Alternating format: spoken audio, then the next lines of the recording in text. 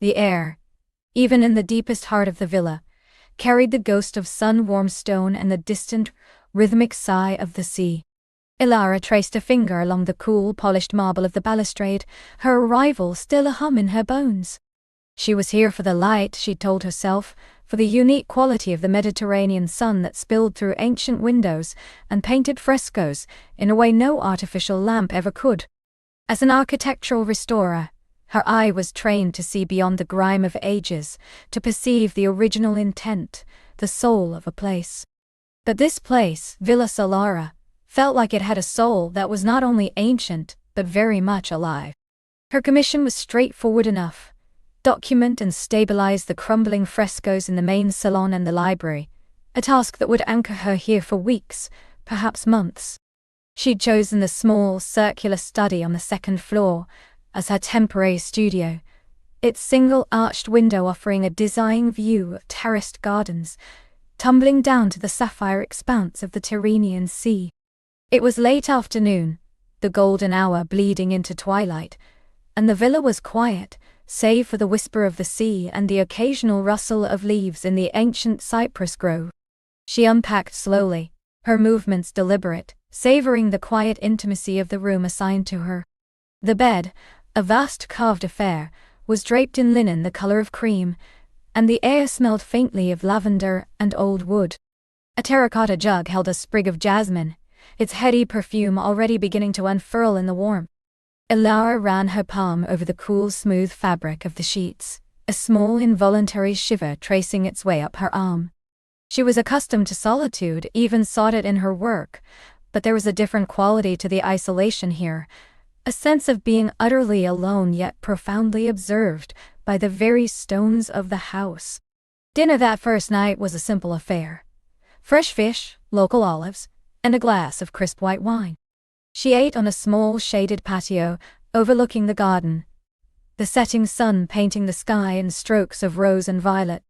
The only other person she'd encountered so far was Mrs. Rossi, the housekeeper, a woman of formidable warmth, and an even more formidable command of Italian, which Ilara only partially understood. Mrs. Rossi had bustled around her with maternal concern, ensuring her comfort, then melted back into the shadows of the service wing. As darkness truly descended, a different kind of quiet settled over the villa. The sea's whisper grew louder, more insistent, a lullaby of timeless power. Ilara found herself drawn to the main salon, the focus of her work. She carried a small lantern, its gentle glow illuminating fragments of faded beauty. Here, on the vaulted ceiling, were scenes of myth and pastoral delight, rendered in pigments now softened by centuries. She imagined the artists who had created them, perhaps by this very light, their hands guided by passion and skill. It was then that she heard it. Not a sound from Mrs. Rossi, whose movements were always purposeful and audible, but something else. A faint, almost imperceptible tremor through the floorboards, a subtle shift in the air. A scent, too, that hadn't been there before. Something earthy and clean, like stone dust and sun-dried linen, with an undercurrent of something wild, like damp earth after a rain, or maybe a hint of the sea itself. She paused, her lantern held aloft, her breath catching in her throat. The salon was vast, filled with shadows that danced and stretched with the lantern's sway. A sense of being utterly alone shifted, morphing into a prickle of awareness that she was not I. "Buonasera," a voice rumbled from the deeper shadows. It was low, resonant, like the slow drawl of a cello string, and it was undeniably male. Ilara's heart gave a startled leap against her ribs. She turned slowly, her hand tightening on the lantern. Her gaze was drawn to a figure emerging from the archway leading to the library. He was tall, his silhouette imposing against the faint moonlight filtering through the library windows. He moved with a quiet grace, a naturalness that suggested he belonged here, perhaps was even born from the very stone. As he stepped further into the lantern's radius, his features became clearer. Dark, close-cropped hair, glinting with hints of silver at the temples. Eyes that were the color of deep sea, shadowed by thick brows, but intensely, unnervingly direct. He wore simple dark trousers and a loose linen shirt, the sleeves rolled up to reveal forearms corded with muscle, dusted with dark hair. His hands were strong, capable, the fingers long and elegant, yet marked by the calluses of labor. He wasn't conventionally handsome in a facile way. His face was too rugged, too expressive, lined with a history she couldn't yet read, but there was an undeniable raw power to him, a magnetism that pulled at something deep within her. "I didn't hear you," Alara managed, her voice a little breathy, a little higher than she would have liked. She felt a blush creeping up her neck, annoyed by her own sudden awkwardness. She was usually so composed. He offered a slight, almost imperceptible nod. "I apologize. I often move quietly." His accent was subtle, a rich blend of local Italian and something else, perhaps a hint of the North, or a lifetime spent in quiet contemplation. "You must be Signorina Thorne, Elara?" "Just Elara, please," she corrected, finding her footing. "And you are—" A slow smile, a mere tilting of the lips, softened the intensity of his gaze, making the small lines around his eyes crinkle. It was a smile that didn't quite reach his eyes, but it held a quiet charm. "Vel, welcome to Villa Solarani. L.in." The name hung in the air, simple and profound. It suited him, she thought, like a single perfectly chosen note. "Thank you, Vel," she said, finally finding her composure. "It's magnificent." Her gaze swept around the salon, taking in the faded frescoes, the ancient furniture cloaked in white sheets, the moonlight now pouring through the tall windows, painting stripes of silver on the floor. "I'm Elara Thorne. I'm here to document the frescoes." She felt compelled to state her purpose, to anchor herself in the professional, lest she get lost in the disorienting pull of his presence. He nodded again, his eyes lingering on her, a silent appraisal that wasn't intrusive but deeply perceptive. She was suddenly aware of her simple cotton dress, the slight disarray of her hair from the journey, the faint smudges of dust on her hands. "I know why you are here, Elara. Mrs. Rossi informed me of your arrival. She speaks highly of you, even in such a short acquaintance." A small laugh escaped her. "Mrs. Rossi is very kind." "She is. She also has excellent judgment." His gaze flickered from her face to the lantern in hand, then to the ceiling. "You are already at work?" "Just exploring," she admitted. "Getting a feel for the space. The light here is extraordinary." "It changes with the hour, with the season," Vel murmured, stepping closer, his presence expanding to fill the vastness of the salon. He stopped a respectful distance from her, yet the air between them thrummed with an unspoken energy. He seemed to effortlessly command the space, as if it were an extension of himself. The artist knew that, of course. They painted for the light. "Yes," Elara agreed, a spark of professional excitement igniting within her. "And for eternity, or as close to it as they could manage." He inclined his head, his eyes once more on the ceiling, his profile sharp against the moonlight. A worthy ambition. Then his gaze dropped back to hers, and the professional distance evaporated, replaced by that unnerving intensity. "Are you hungry, Elara? Mrs. Rossi would be happy to prepare something more substantial." "No, thank you," she said quickly, realizing how late it was. "I've already eaten. I was just about to retire." "Of course." He gestured vaguely towards the grand staircase. "I hope your rooms are comfortable." "They're beautiful, thank you."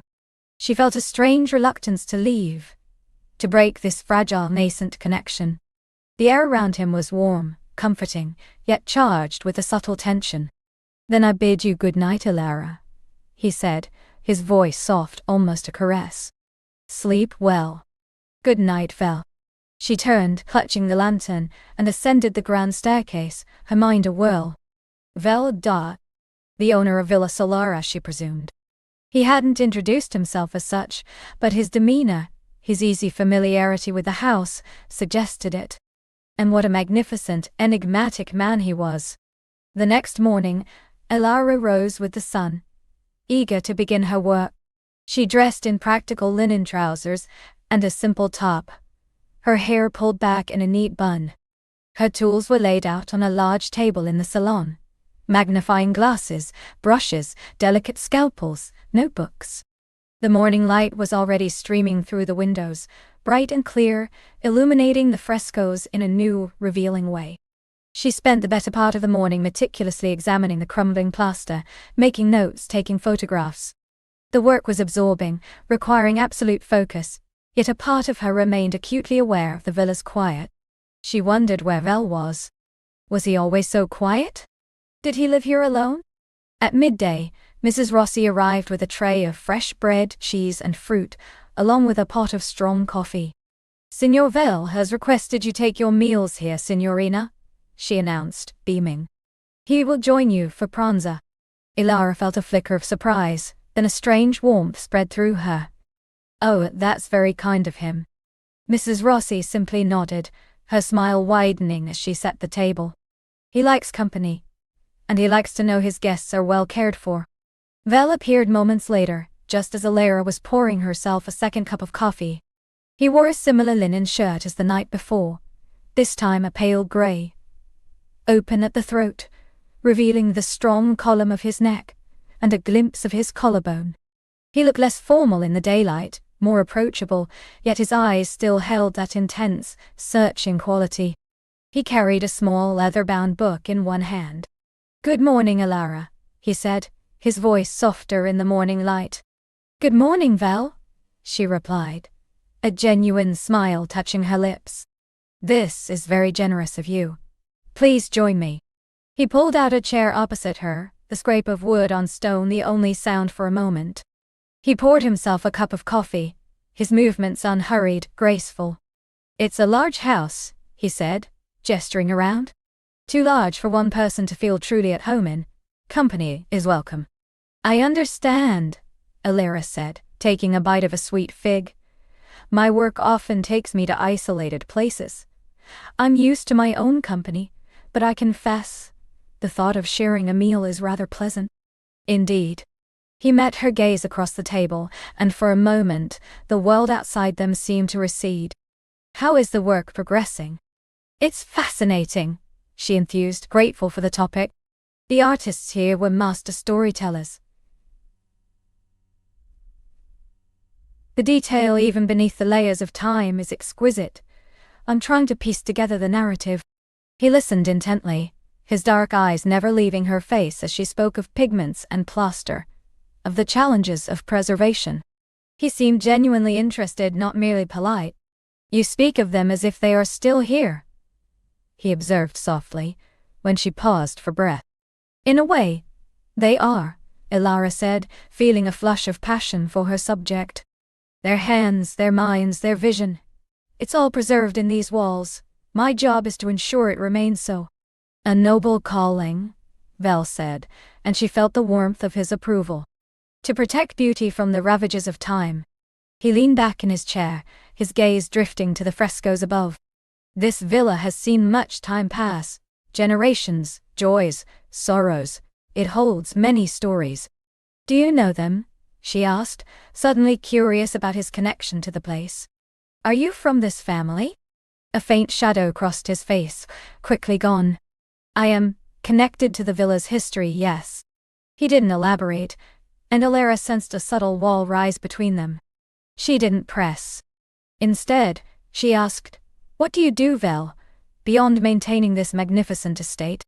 He smiled then, a genuine, open smile that transformed his face, making him seem younger, more approachable. "I work with my hands, like the artists you study." He held up his hands, strong and callous. "I sculpt, stone, wood, sometimes metal." "You sculpt?" Ilara felt a surge of genuine surprise and delight. "That's wonderful. Do you have a studio here?" "Yes, in the old stables by the cypress grove. It's a mess, I warn you." His eyes held a hint of amusement. "But you are welcome to visit if you wish." "I would love to," she said, her voice eager. The thought of seeing him in his element, creating, was strangely compelling. They talked for a long time over lunch, the conversation flowing easily between them, touching on art, history, the nature of beauty, and the passage of time. Vel revealed glimpses of a rich, complex mind, a deep appreciation for the aesthetic, and a quiet, thoughtful nature. He asked her about her travels, her passions, her life outside of work, and Alara found herself opening up to him in a way she rarely did with strangers. There was a sense of profound understanding in his gaze, as if he saw beyond her words, into the core of her being. As the afternoon sun began its slow descent, Alara returned to her work in the salon. She became completely immersed, the delicate brushstrokes on the wall demanding her full attention. She lost track of time, the hours blurring into a seamless flow of focused effort. It was the scent that drew her back to awareness. The same earthy, clean, wild scent she'd noticed the night before. She looked up, her eyes adjusting to the deepening shadows. Bell was standing in the archway, just as he had been, but this time he was holding a single, perfect white rose, its petals unfurling in graceful layers. "The light is fading," he said, his voice a low murmur that sent a shiver down her spine. "You work tirelessly. It's easy to lose oneself in beauty," Alara replied, feeling a blush creep up her neck again. The rose in his hand seemed to glow in the dim light. He walked towards her, slowly, deliberately, his eyes fixed on hers. He stopped beside her, close enough that she could feel the subtle warmth radiating from him, smell the faint, intoxicating scent of him. He held out the rose. "For you," he said, his gaze unwavering. "From the garden." Alara took the rose, her fingers brushing against his. His skin was warm, slightly rough, and the contact sent a jolt through her, a startling rush of sensation. The rose was velvety soft, its perfume delicate and sweet, a stark contrast to the raw power of the man who offered it. "Thank you," she whispered, her voice barely audible. "It's beautiful." "Like the frescoes," he murmured, his eyes dropping to her face, then to her lips, and for a breathless moment she felt as though he might lean in, might kiss her. The air between them was thick with unspoken desire, a palpable tension that made her skin tingle. He didn't, though. He merely stood there, his presence overwhelming, his dark eyes holding hers captive. The silence stretched, charged and potent, until it felt like a living thing, breathing between them. I should finish up?" Alara finally managed, her voice hoarse. She clutched the rose to her chest, its thorns a gentle reminder against her fingers. Vel took a small step back, breaking the spell, though the residual heat of his proximity still lingered. "Of course. Mrs. Rossi will have dinner prepared whenever you are ready. I will wait for you on the patio." He turned and walked away, disappearing into the shadows of the villa, leaving Alara standing alone in the vast salon, the white rose a beacon in her hand, her heart hammering a wild, erratic rhythm against her ribs. She was here for the light, she reminded herself, for the art.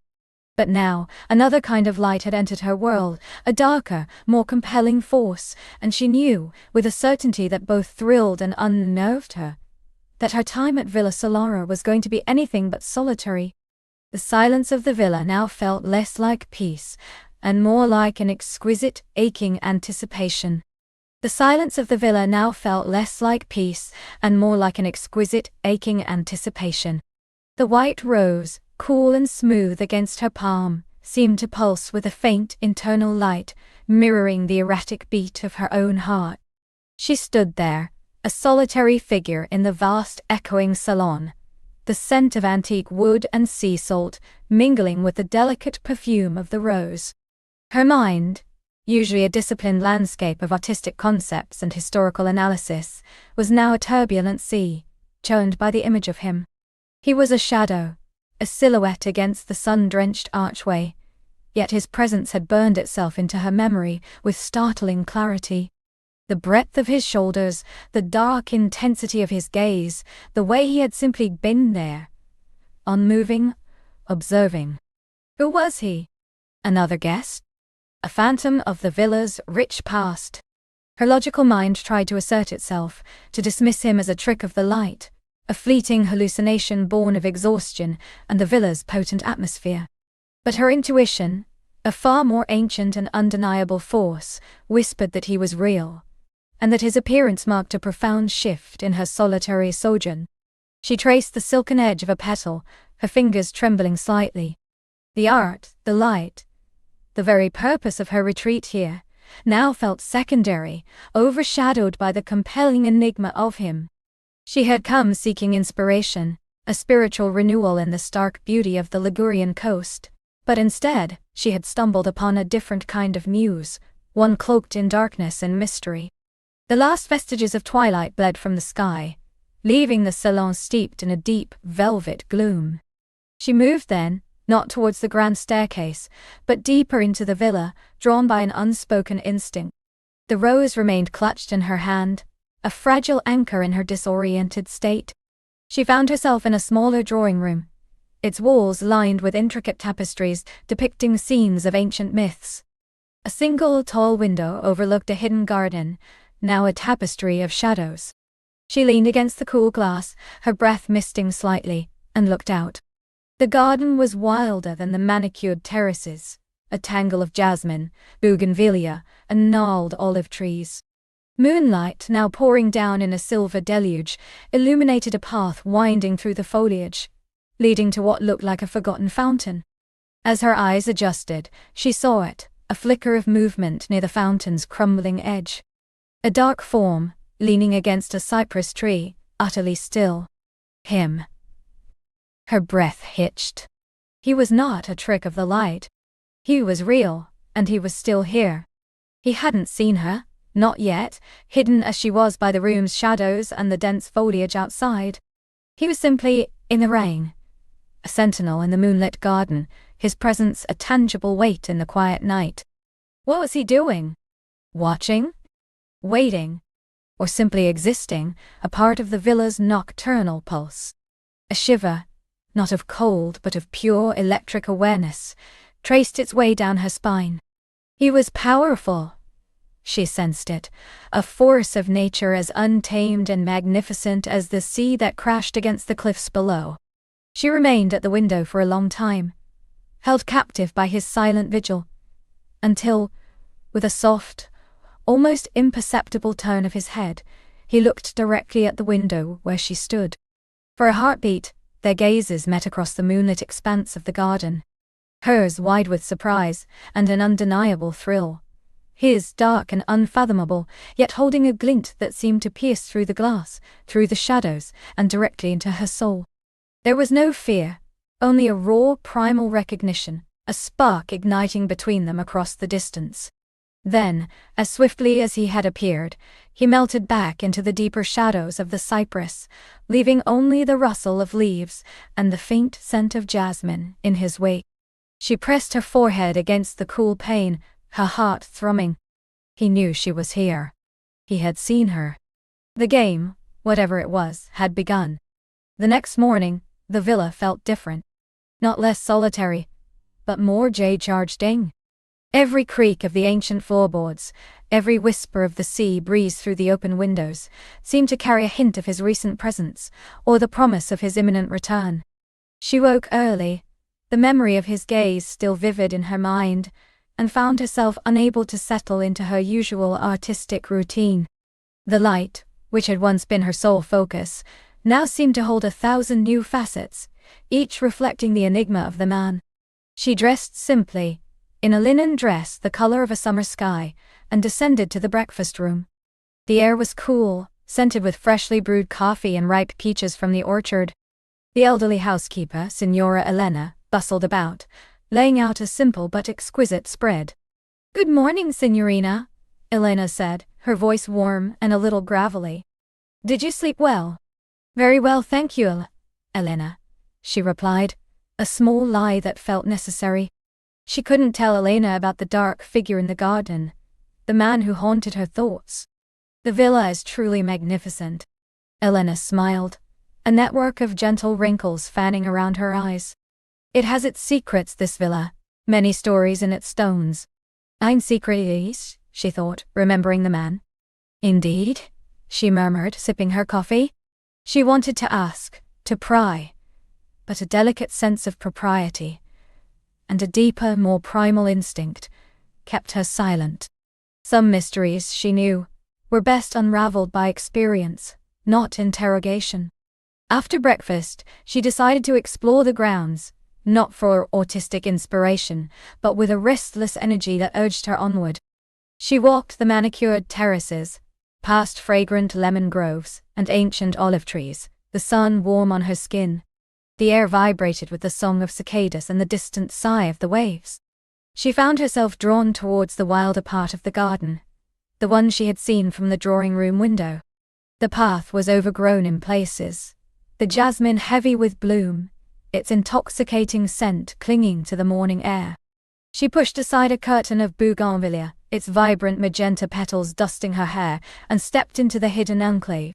The crumbling fountain she had glimpsed last night was indeed there, its basin dry, overgrown with moss.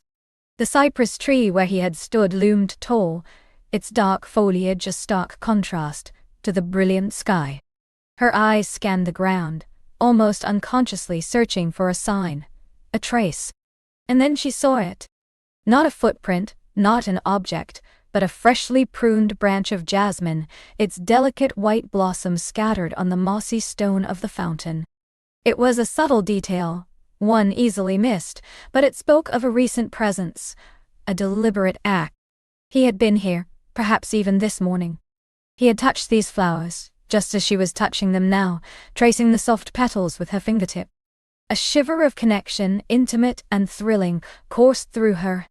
She spent the rest of the morning sketching, trying to recapture her focus, but her hand strayed, drawing strong, angular lines that were not the curves of the villa's architecture.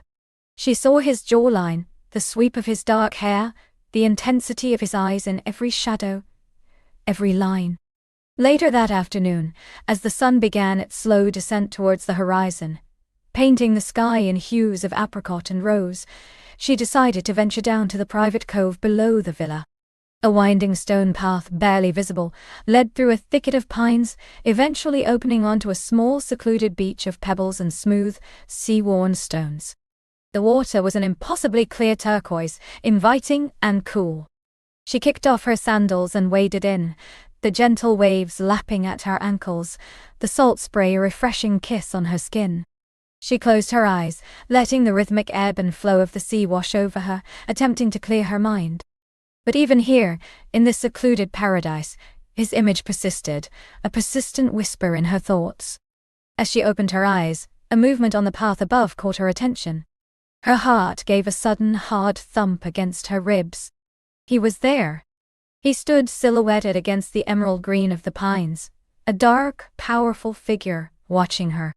He wore a simple dark shirt, its sleeves rolled to reveal strong forearms, and trousers the color of stone. His hair, dark as midnight, was swept back from his face, framing features that were both rugged and refined. There was an untamed quality to him, a raw masculinity that resonated with the wild beauty of the landscape. He didn't move, simply observed her, his gaze unwavering. She felt completely exposed, yet strangely exhilarated. The air between them crackled with an unspoken energy, a silent conversation passing between their eyes. She swallowed, her throat suddenly dry. "Hello," she managed, her voice a little breathy, carried by the sea breeze. His lips curved into a slow, almost imperceptible smile, a flash of white against his tanned skin. It wasn't a warm smile, not exactly, but something far more intriguing, a hint of amusement, a touch of knowing, and an undeniable allure. He descended the path with an easy, fluid grace, his movements economical and powerful, like a predator in its natural habitat. She watched him approach, her breath held captive in her chest. Each step brought with it a heightened awareness of his presence, the subtle scent of him, sea, sun, and something uniquely masculine, drifting towards her. He stopped a few feet away, close enough for her to fully appreciate the depth of his dark eyes. The fine lines etched around them, hinting at a life lived intensely under the sun. He was even more compelling up close, a tapestry of strength and quiet intensity. "You found the path," he said, his voice a low timbre, surprisingly smooth, with a faint intoxicating accent she couldn't quite place. Italian perhaps, but blended with something else. French? Spanish? It only added to his mystique. "It was a little hidden," she replied, trying to sound nonchalant, despite the flutter in her stomach. "But worth finding." His gaze dropped to her feet, then back up to her face, lingering for a moment on her lips. "Indeed." He paused, and the silence stretched between them, thick with unspoken questions and simmering anticipation. "I am Julian?" "Ilara," she offered, her name feeling suddenly fragile, exposed. "Ilara," he repeated, rolling the syllables softly, as if tasting them. The sound of her name on his lips sent a shiver through her. A beautiful name, like the dawn. "And Julian," she ventured, "like July, or a jewel." He inclined his head slightly, a flicker of something unreadable in his eyes. "Perhaps both. Or neither." His gaze was unnervingly direct, as if he could see into the deepest corners of her thoughts. "You are an artist, I believe?" Her eyebrows rose slightly. "How did you know?" "The way you look at things," he said simply, gesturing vaguely towards the horizon. "With an artist's eye. And your sketches, I've seen them." Her cheeks warmed. He had been watching her. The thought should have been unsettling, but instead, it was strangely thrilling. It meant he had been aware of her, just as she had been aware of him. "You were in the salon then," she stated, not a question. He nodded. "I was. The white rose suited you." A memory flashed. The rose clutched in her hand, a beacon. He had seen her, truly seen her, in that moment of vulnerability and discovery. "Thank you," she managed, feeling a blush creep higher. "It was a beautiful welcome." "The villa welcomes those it chooses," Julian said, his voice dropping slightly, imbued with a hint of ancient wisdom. "It seems it has chosen you." He took a step closer, and the scent of him grew stronger, a delicious blend of salt, cypress, and something wild, primal. "And perhaps you have chosen it." The proximity was exhilarating, almost overwhelming. She could feel the warmth radiating from his body, the subtle pull of his presence. Her senses were heightened, every detail of him sharply in focus, the subtle ripple of muscle beneath his shirt, the way his dark hair curled slightly at the nape of his neck, the intriguing scar that ran along his left eyebrow. "I came for the light," Ilara confessed, her voice barely above a whisper. "To find a new way to see." "And have you?" he asked, his gaze piercing, challenging. She met his eyes, a spark igniting between them. "I've found something else." A slow smile spread across his face, a genuine, powerful smile that transformed his features, softening the rugged angles, yet deepening his allure. "I thought you might." He took another step, closing the distance between them until they were almost touching. The air thrummed with unspoken desire, a tangible force. She could feel the heat emanating from his body, the subtle brush of his breath on her cheek. "This villa," he murmured, his voice a low caress, "has a way of revealing more than one expects. It peels back the layers, doesn't it? Shows you what truly lies beneath." His eyes, dark as the deepest sea, held hers captive. "And what does it show you, Ilara?" She swallowed, her heart hammering a frantic rhythm. She wanted to tell him everything, the restless nights, the sudden, inexplicable pull towards him, the way her artistic purpose had been subsumed by this new, compelling force. But the words caught in her throat, too raw, too revealing. Instead, she simply gazed into his eyes, allowing her own to speak volumes. Her desire, her curiosity, her burgeoning fascination with this enigmatic man.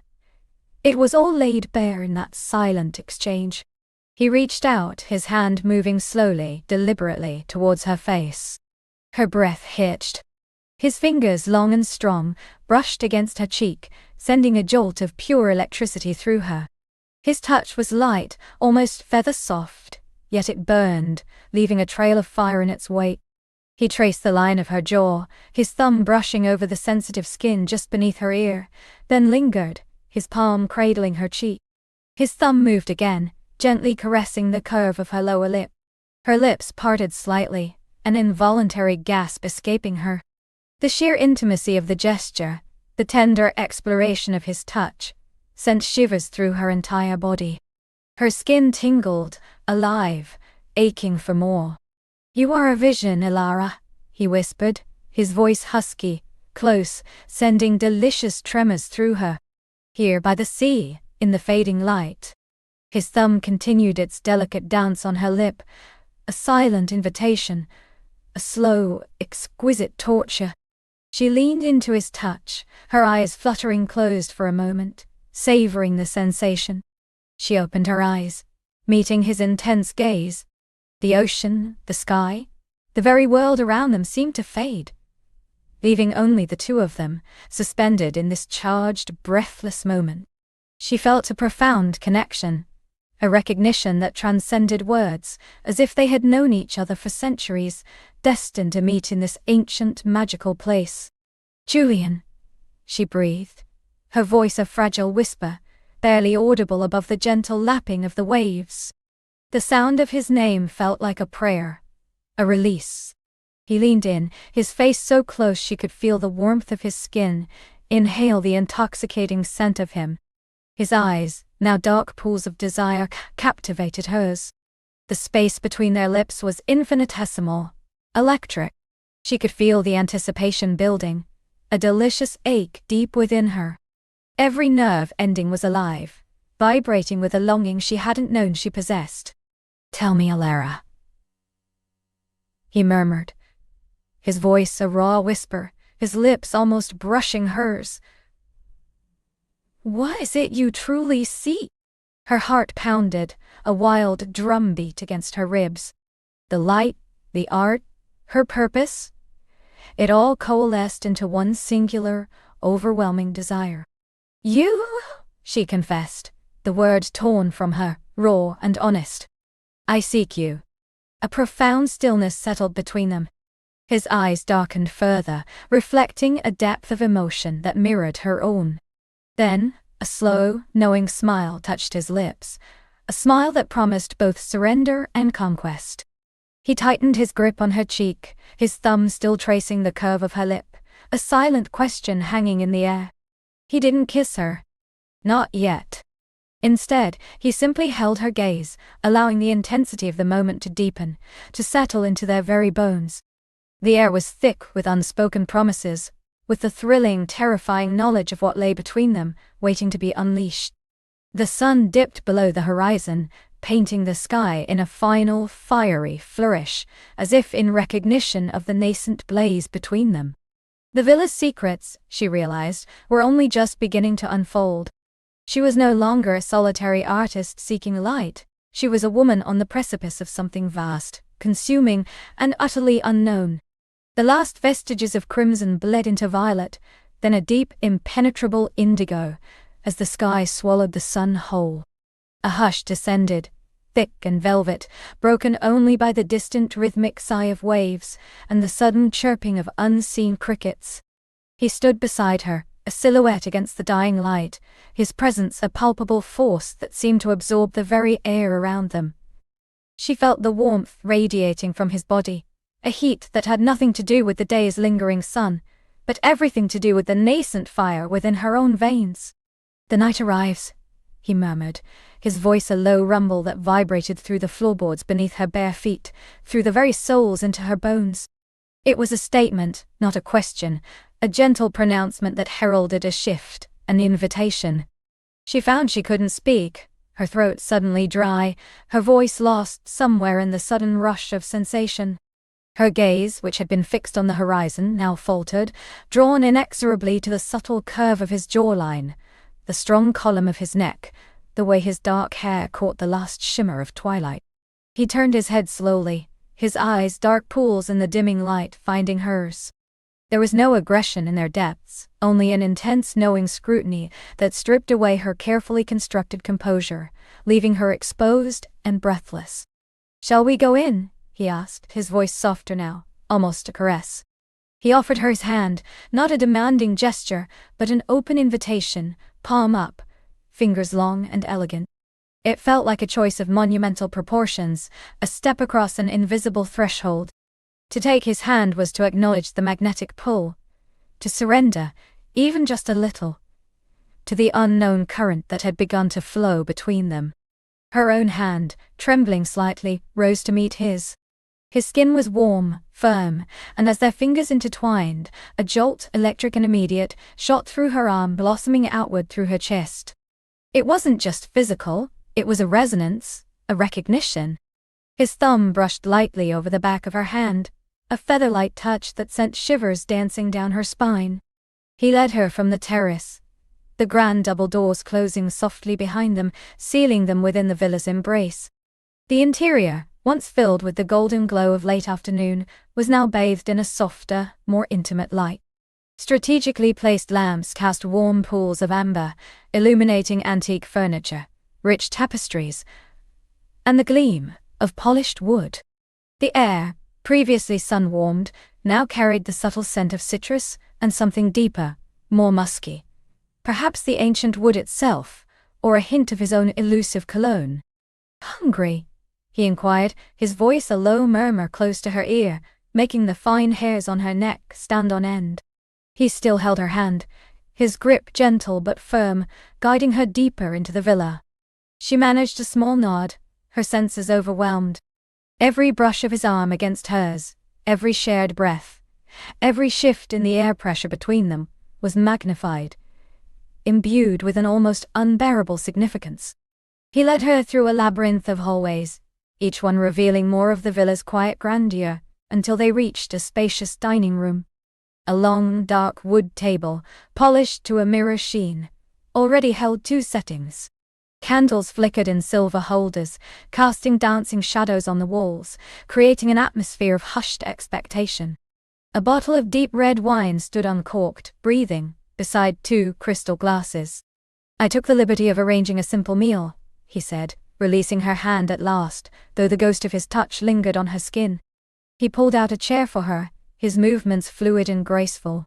She sank into the plush velvet seat, feeling a strange blend of relief and disappointment at the loss of contact. He took the seat opposite her, and for a moment they simply looked at each other across the candlelit expanse of the table. The silence wasn't awkward. It was charged, filled with the weight of all that had transpired, and all that was yet to come. "Tell me," he began, his voice cutting through the quiet, "what brought an artist like you to this secluded corner of the world?" His eyes, she noticed, were not just dark, but held flecks of gold in their depths, catching the candlelight. She took a breath, trying to gather her thoughts, to articulate a response that didn't betray the tumultuous landscape of her interior. I was searching for light," she confessed, the truth sounding almost poetic in the intimate setting. "A specific quality of light, a clarity I couldn't find elsewhere. For my painting." She gestured vaguely. He leaned forward slightly, his gaze unwavering. "And have you found it?" She hesitated. "Perhaps not in the way I expected," she admitted, a faint smile playing on her lips. "The light here is different. It's not just external. It seems to penetrate, to reveal." She looked directly into his eyes. "To illuminate things I hadn't noticed before." A slow, knowing smile spread across his face, a private understanding passing between them. "The best kind of light, wouldn't you agree?" Before she could answer, a discreet knock sounded at the door, and a woman, petite and clad in a simple black dress, entered with 2 covered platters. She placed them silently on the table, her movements efficient and unobtrusive, then bowed slightly and withdrew. He lifted the covers, revealing fragrant dishes, grilled sea bass, delicate asparagus, and a wild rice pilaf. The aroma was intoxicating, a counterpoint to the visual feast of the room. He poured the wine, its dark ruby liquid swirling in the crystal. "To revelations," he said, raising his glass. She met his gaze, the candlelight reflected in her eyes, and clinked her glass against his. "To revelations," she echoed, the wine a warm velvety path down her throat. The meal was a delicate dance of conversation and shared silences. He spoke little about himself, deflecting her gentle inquiries with an easy charm, turning the focus back to her art, her passions, her perceptions of the world. Yet, in his questions and the way he listened, she learned more about him than if he had offered a detailed autobiography. He was observant, intuitive, and possessed a quiet intensity that drew her in, making her want to share, to unfurl the tightly wound coils of her guarded self. She found herself talking about her canvases, the way light broke through trees, the texture of a storm-laden sky, the challenge of capturing the ephemeral. He listened intently, his eyes never leaving her face, as if her words were brushstrokes painting a landscape he was eager to explore. "So you hunt for the soul of light," he mused, leaning back in his chair, a half-smile playing on his lips. "A noble pursuit. And you?" she pressed gently, emboldened by the wine and the growing comfort of his presence. "What do you hunt for?" His smile deepened, a flicker of something enigmatic in his eyes.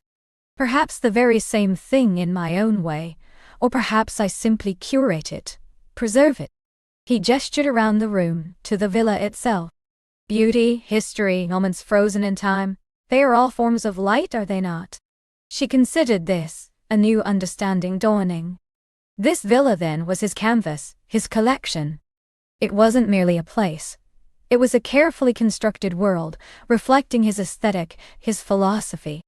And she, a solitary artist, had stumbled into its meticulously arranged narrative. After dinner, he suggested a walk through the gardens. The night air was soft and balmy, scented with jasmine and night-blooming flowers. The moon, a sliver of silver, cast long spectral shadows, transforming the familiar landscape into a place of subtle magic. He walked beside her, his proximity a constant hum beneath her skin. This time, he didn't take her hand, but their arms brushed occasionally, sending a spark of awareness through her. They strolled along winding paths, past ancient olive trees, whose leaves shimmered like silver in the moonlight, past fountains where water whispered secrets into moss-covered stone. The villa, from this vantage point, looked like a sleeping giant, its windows glowing faintly, its mysteries tucked away in the shadows. "It's beautiful," she breathed, genuinely captivated. "Like a dream." "It has seen many dreams," he replied, his voice soft, almost reverent. "And harbored many secrets." He paused by a rose bush, its blossoms dark velvet in the night. He reached out, his fingers delicately tracing the curve of a petal, then plucked a single dark red rose. He turned to her, the rose held out. "For you." She took it, the velvety petals cool against her fingertips, its fragrance rich and deep. Her eyes met his, and in that moment, under the watchful moon, the romantic tension that had simmered all evening flared into an undeniable heat. His gaze was intense, possessive, yet tender, promising depths she had only ever imagined. He lifted a hand, his fingers brushing a stray strand of hair from her cheek, tucking it gently behind her ear. His touch was light, yet sent a tremor through her. Her breath hitched. She could feel the warmth of his skin, the slight rough texture of his fingertips. His thumb lingered, stroking the soft skin just beneath her earlobe, sending a wave of delicious shivers down her neck, across her shoulders. He leaned in slowly, his eyes never leaving hers, giving her every opportunity to pull away. But she couldn't.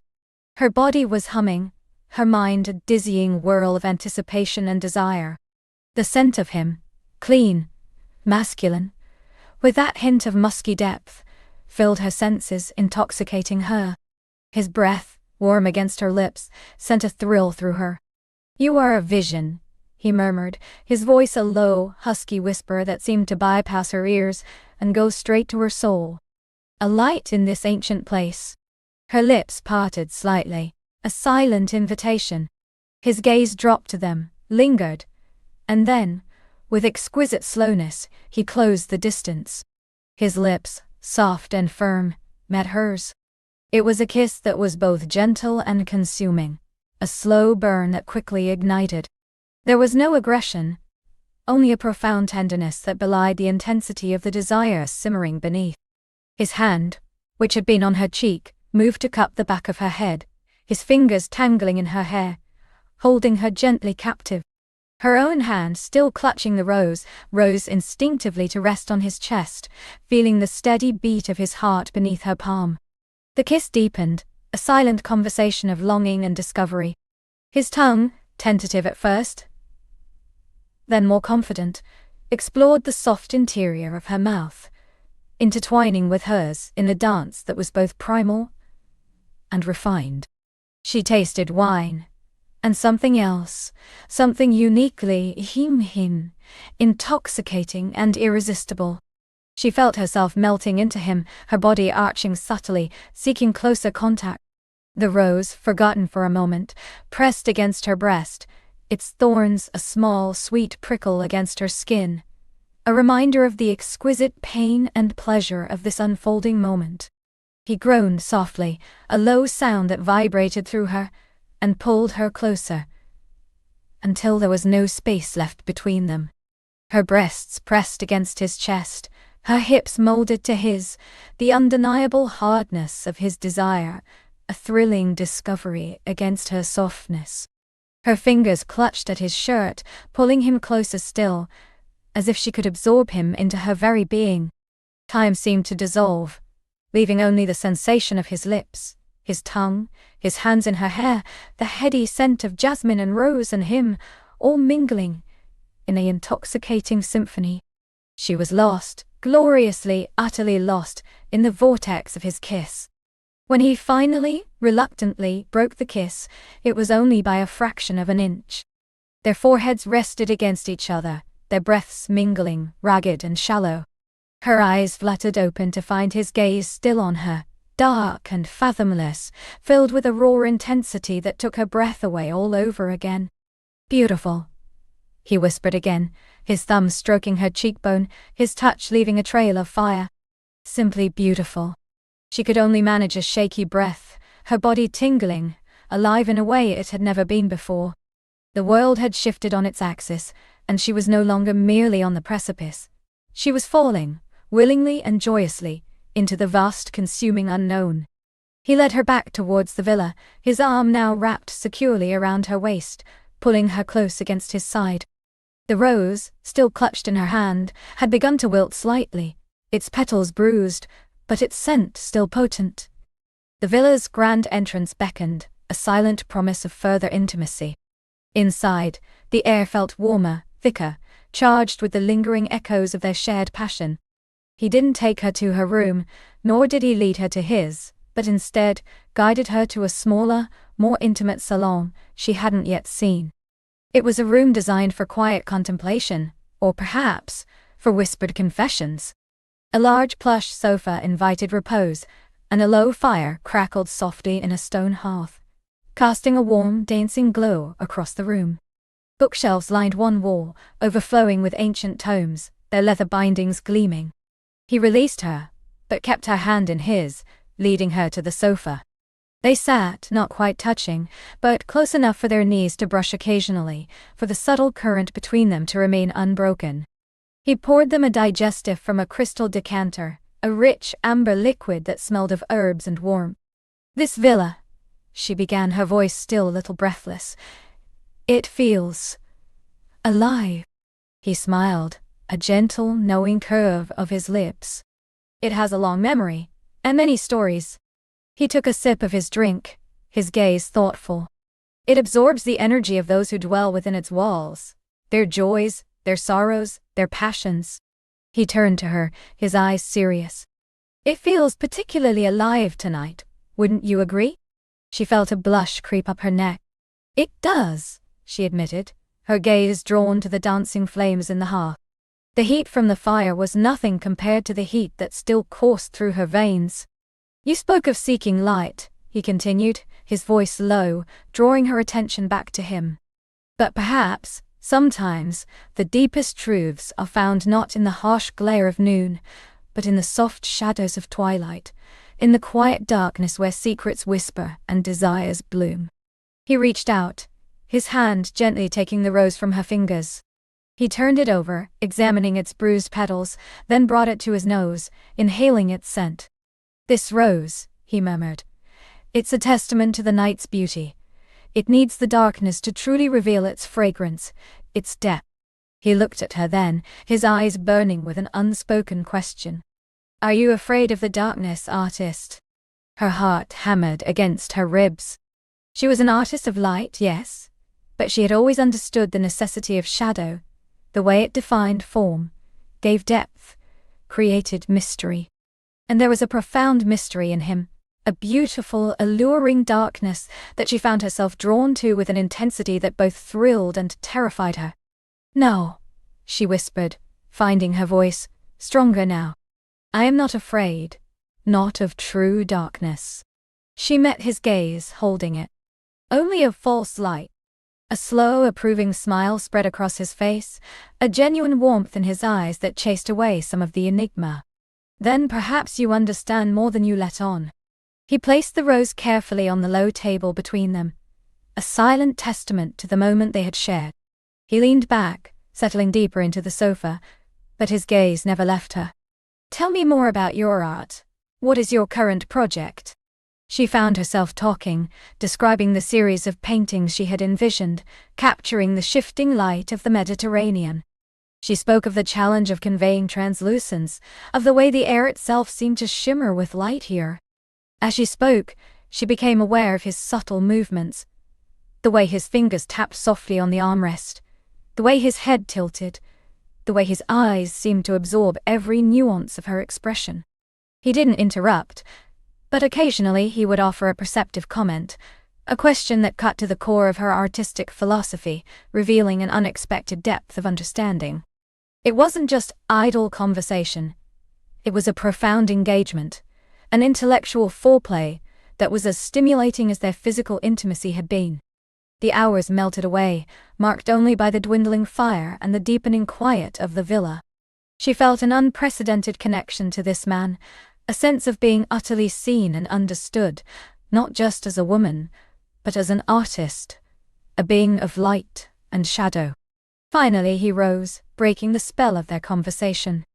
"It's late," he said, his voice soft, a hint of regret in its tone. "Even artists need rest." She stood as well, feeling a pang of disappointment, a reluctance to let the night end. The air between them, though less charged with immediate passion, still hummed with a deep, resonant intimacy. He walked her to the door of her bedroom, the soft glow of the hall lamps illuminating their path. At her door, he paused, turning to face her. His hand reached out, cupping her cheek once more, his thumb stroking gently. "Sleep well," he murmured, his eyes searching hers, a silent question, a lingering promise. She leaned into his touch, her eyes fluttering closed for a moment, savoring the warmth, the connection. "You too," she whispered, her voice a little shaky.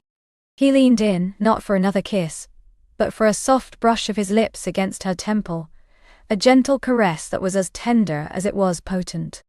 "The villa's secrets," he said, his breath warm against her skin, "are only just beginning to unfold, for both of us."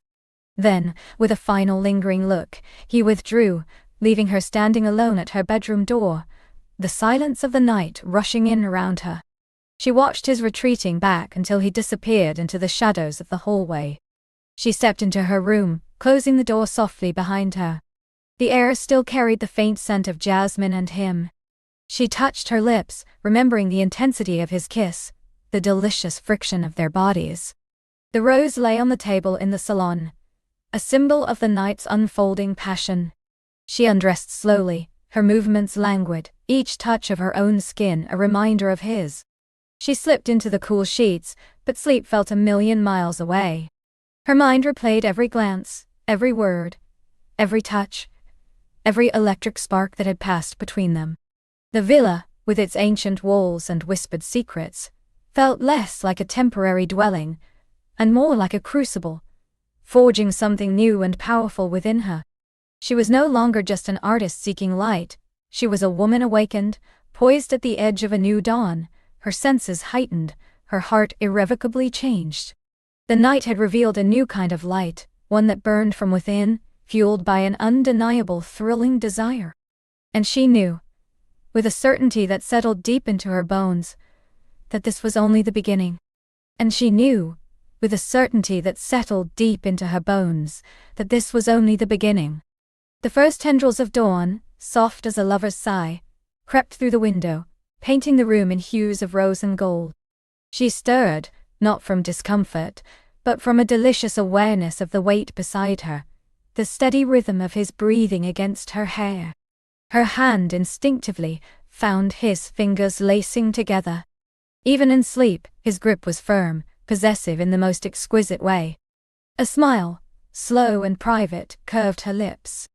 The air, still holding the scent of their shared night, of musk, of skin, of something indescribably primal and sweet, felt charged with possibility. She opened her eyes slowly, the world outside still muted, but the world within her, vibrant and alight. He was awake, his gaze, deep and knowing, already resting upon her. There was no need for words. The unspoken understanding that hummed between them was more eloquent than any poetry. His thumb stroked the back of her hand, a feather-light touch that sent shivers of renewed desire through her. "Morning, artist," he murmured, his voice a low rumble that vibrated through her, pulling her closer into the soft landscape of his chest. "Morning, light bringer," she countered, a playful warmth in her tone. He was indeed her light bringer, illuminating corners of her soul she hadn't known existed. He shifted, pulling her fully on top of him, her leg tangling with his, her breast pressed against the hard planes of his chest. The thin sheet, a mere suggestion of covering, twisted around them. The friction of skin against skin, the intimate warmth of their bodies, ignited a slow burn. He traced the curve of her spine with a gentle hand, sending a delicious tremor through her. "Sleep well?" he whispered, his lips brushing her temple, then the delicate curve of her earlobe. "Like a dream," she breathed, her own hand finding the strong column of his neck, her fingers tangling in the soft hair at his nape. "A very, very good dream." His chuckle was low, a sound that resonated deep within her. A promise of shared joy. He turned his head, his lips seeking hers, tentatively at first, then with increasing hunger. It was a kiss that tasted of lingering sleep and burgeoning passion, a sweet exploration that deepened with every breath.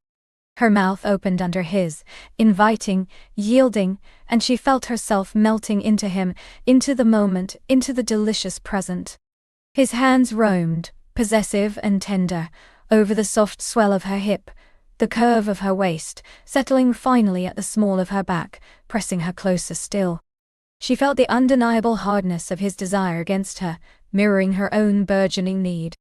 A soft gasp escaped her as his hands slipped beneath the sheet, his fingers brushing the sensitive skin of her inner thigh, sending a jolt of pure sensation through her. "You are breathtaking," he whispered, breaking the kiss to gaze into her eyes, his own alight with an intensity that made her heart pound. "Every part of you." Her cheeks flushed, a warmth spreading through her that had nothing to do with the morning sun. She felt utterly seen, utterly adored. With newfound courage, she met his gaze, then dipped her head, pressing soft kisses along his jawline, down the strong column of his throat, tasting the salty warmth of his skin. The scent of him, clean and masculine, filled her senses, intoxicating and familiar. She felt his body tense, a delicious shiver running through him, as her lips found the pulse beating wildly at the base of his neck. Her fingers, emboldened, ventured lower, tracing the firm line of his abdomen, feeling the tautness of his muscles. A soft moan escaped him, a sound of pure pleasure that thrilled her to her core. "More," he rasped, his voice thick with desire, his hands now urgent, exploring the landscape of her back, pulling her closer, closer still, until there was no space left between them, only the delicious pressure of skin meeting skin. The world outside faded away, leaving only the soft rustle of sheets, the accelerated rhythm of their breathing, and the exquisite symphony of their unspoken desires. She felt the slow, deliberate movement of his hips against hers, a silent invitation she eagerly accepted. Her own body responded with an instinctual grace, arching into him, wanting to feel every inch of his strength, his warmth, his unwavering presence. He kissed her again, a deep, hungry kiss that plundered her mouth, tasting of passion, of surrender, of a love that was just beginning to bloom. Her fingers tangled in his hair, tugging gently as he moved, a slow, deliberate dance that built steadily, inexorably, towards a crescendo of pure sensation. The friction, the heat, the exquisite pressure, all converged into a single burning point.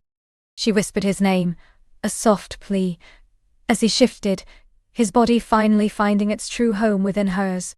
A gasp of pure, unadulterated pleasure escaped her lips, quickly followed by his own low groan of satisfaction. The fit was perfect, as if they were forged for this very union, two halves made whole. He began to move, slowly at first, a tender rhythm that deepened with every thrust, every exquisite withdrawal. Her legs instinctively wrapped around his waist, pulling him deeper, closer, needing to absorb every ounce of him. The sensations were overwhelming, a torrent of pleasure that washed over her, obliterating everything but the feel of him, inside her, around her, a part of her. Her breath hitched, her body arching with a primal need, as he found a rhythm that resonated deep within her core. The world spun, a kaleidoscope of sensation as she felt herself climbing, higher and higher, towards an edge she had only glimpsed before. His eyes, dark and intense, were fixed on hers, mirroring her ecstasy, pulling her further into the delicious maelstrom. With a final powerful thrust, he brought them both over the precipice, a shuddering release that tore through her, a wave of pure, unadulterated bliss that left her gasping, trembling, utterly undone. He buried his face in her neck, his body still shuddering with the aftershocks of his own release, their hearts pounding a frantic duet against each other. Slowly, as the tremors subsided, they clung to each other breathless and sated. The morning sun, now higher, cast a warm glow over their entangled limbs. She felt lighter, unbound, as if a weight she hadn't known she carried had been lifted. The crucible had done its work, not just forging, but purifying. He kissed her forehead, a gentle, tender gesture that spoke volumes. "My beautiful artist," he murmured, his voice still hoarse with emotion. "You have painted my world in colors I never knew existed." She smiled, a contented, blissful smile, pressing a kiss to his shoulder. "And you, my light-bringer, have shown me that the most brilliant light doesn't just fall from the sky, but can burn from within, fueled by an undeniable, thrilling desire." They lay in comfortable silence for a long moment, simply existing in the warmth of their embrace, the lingering afterglow of their passion. The future was unwritten, a canvas waiting for their shared strokes, but she knew with a certainty that settled deep into her bones, that whatever came next, they would face it together. This wasn't just a beginning, it was a revelation, a profound shift in the very fabric of her being. She was no longer just seeking light, she was radiating it, illuminated by the love and passion she had found, utterly transformed and irrevocably complete.